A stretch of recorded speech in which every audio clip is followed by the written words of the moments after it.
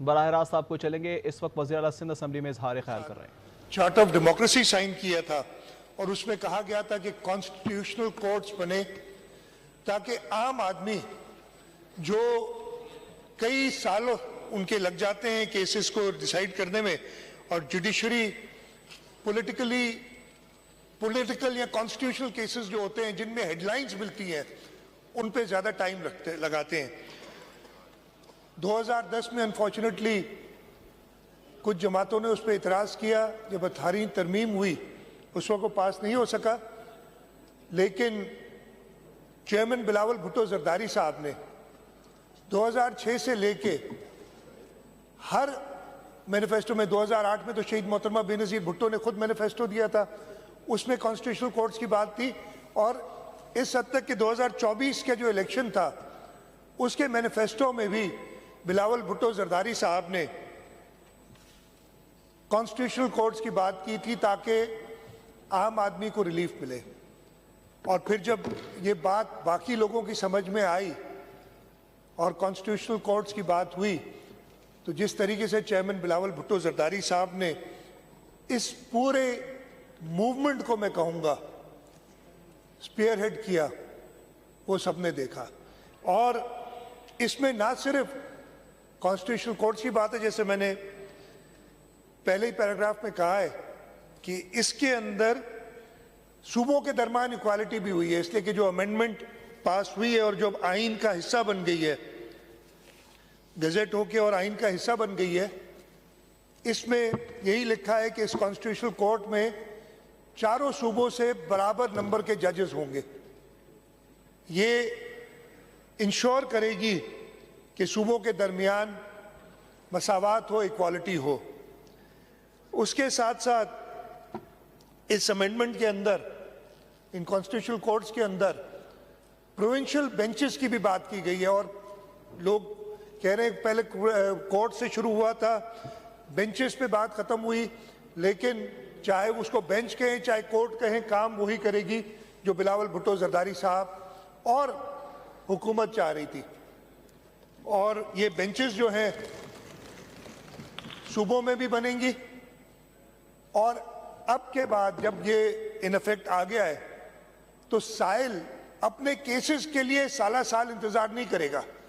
जो constitutional matters होंगे सूबे में आर्टिकल 199 के ज़मरे में जो कुछ आते हैं, और वफाक में सुप्रीम कोर्ट में आर्टिकल 184 और 186 के जो इश्यूज हैं, अब वो कॉन्स्टिट्यूशनल बेंचेस सुना करेंगी, वो अलग होंगी। बाकी साइल जो हैं अपने जो उनके इश्यूज हैं वो कोर्ट से ज़्यादा तेज़ी से और जल्दी उनको इंसाफ मिल सकेगा। इसमें जो बेहतरीन बात हुई है, जो मेरा ख्याल है सब रियलाइज़ करते हैं, शायद कहते नहीं है कुछ दोस्त, कि बिलावल भुट्टो जरदारी साहब ने ये अज़म किया था, ये आदा किया था कि जैसे शहीद जुल्फ़िकार अली भुट्टो ने मुत्तफ़क़ा तौर पे 1973 का आइन मंजूर किया था, जैसे आसिफ अली जरदारी साहब की क़यादत में 18वीं तरमीम, जो कि 73 के कॉन्स्टिट्यूशन को आमरों ने उसकी शक्ल बिगाड़ दी थी, उसको वापस उस शक्ल में लाने के लिए जो शहीद जुल्फ़िकार अली भुट्टो ने हमें दिया था, मुत्तफ़िका तौर पे ये दोनों इश्यूज रिजॉल्व हुए थे। और ये अमेंड, पहले आइन आया, फिर 18वीं तरमीम आई। ये भी मैं ये क्लेम करता हूँ, और अगर कोई नहीं मानता तो उसकी मर्जी है, कि मुत्तफ़िका अमेंडमेंट मंजूर हुई है। बिलावल साहब ने पहले दिन से कहा, और ये हुआ क्या, उन्होंने पहले पाकिस्तान मुस्लिम लीग नवाज को कायल किया, इसलिए कि जो फाइनल ड्राफ्ट है वो वही ड्राफ्ट है जो चेयरमैन बिलावल भुट्टो जरदारी साहब ने बनाया था।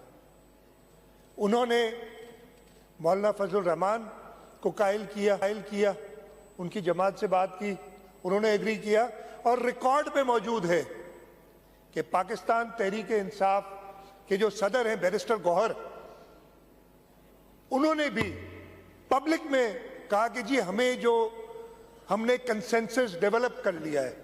लेकिन फिर एक शख्स है जो शायद इंसाफ पे बिलीव नहीं करता, जो अपने 90 या 80 या जितने भी मेंबरान हैं उनको मना कर दिया, जबकि वो चाह रहे थे।